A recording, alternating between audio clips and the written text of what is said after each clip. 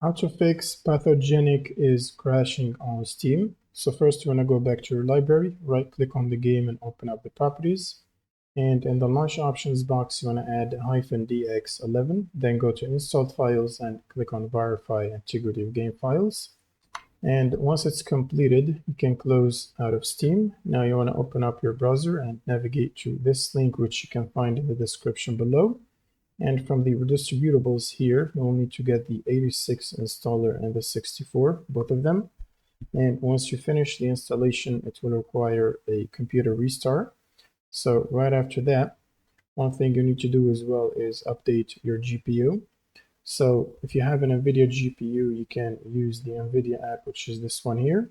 Otherwise, you can download the AMD software if you're running AMD. And make sure to get the latest available driver update and install it.